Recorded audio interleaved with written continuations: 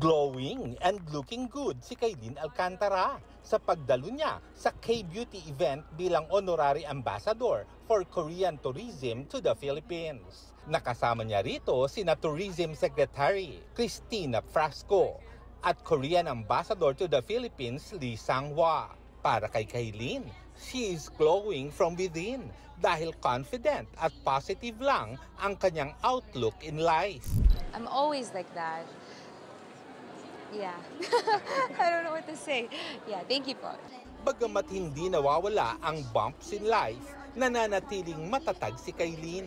Walang direktang pahayag sa status ng kanyang love life. Pero recently, usap-usapan online ang pag-unfollow sa isa't isa ni Kaylin at boyfriend na si Kobe Paras on Instagram. Deleted na rin ang photos ng dalawa sa kani-kanilang feed. Kaya hinala ng ilan, break na ang dalawa.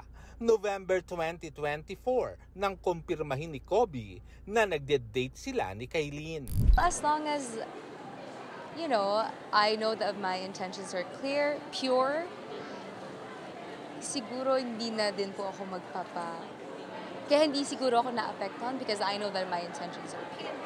Mas gusto ni Kaylin na ibuhos ang kanyang panahon sa trabaho, lalo't nagsimula na silang mag-taping ng bagong GMA, Creation at View Philippines series na Beauty Empire.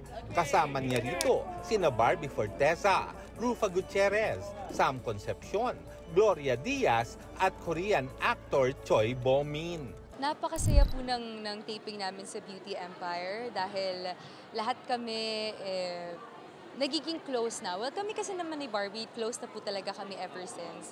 At like ko sinasabi sa kanya na pangarap ko talaga siyang makatrabaho and finally, so gagalingan ko to.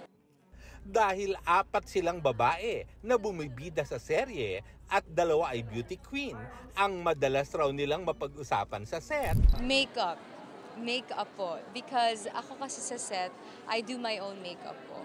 So, si Miss Gloria and si Miss Rufa, and even si Barbie, parang, paano mo nagagawa yan? Ganyan, hirap. Iisipin mo pa lines mo, ganyan. Or sabihin nila, ganda ng blush on mo, ganyan, ano yan? So, sinasabi ko po sa kanila. Sa susunod na buwan, pupunta sa Korea ang team ng Beauty Empire para mag-shoot. Ang dami na namin plano ni Barbie. Plano namin mag-samgyup, plano niyang tumakbo, baka samahan ko lang siya. Lakad lang ako.